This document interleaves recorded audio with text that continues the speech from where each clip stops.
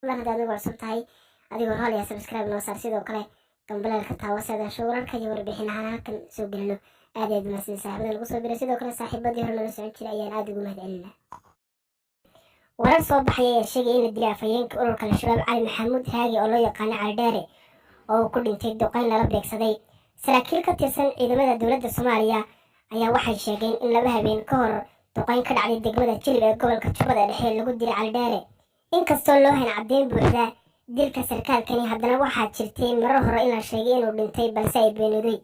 dhanka al-shabaab ayaan weli ka hadlin warka sheegaya dilka cali dheere, waxaana cali dheere uu ka mid yahay lafdhabarka shabaab ay ku taagan yihiin kadib dilkii Axmed Gudane islamarkaana ay ka baxeen ururka Robow iyo Xasan Daahir Aweys. marar badan ayaa diyaaradaha aan duuliyaha lahayn ee daroonka loo yaqaano waxay duqeymo ku dileen saraakiil iyo mas-uuliyiin ka tirsanaa hoggaanka xarakada al-shabaab.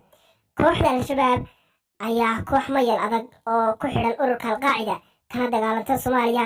kooxda oo mar ahayd mid ku xoogan Soomaaliya ayaa laga saaray badi dhulkii ay ka talin jirtay iyagoo isugu ururay meelaha fogfog ee miyiga, balse taa beddelkeeda waxay u wareegeen hab kale oo ah ku dhufo oo ka dhaqaaq, iyagoo si gaar ah u bartilmaameedsada magaalada caasimadda u ah Soomaaliya ee Muqdisho, kana geysta qaraxyo galaafta nafo badan oo shacab ah oo aan waxba galabsan. waxaana lagu tilmaami karaa caqabadda ugu weyn ee haysta ummadda Soomaaliyeed.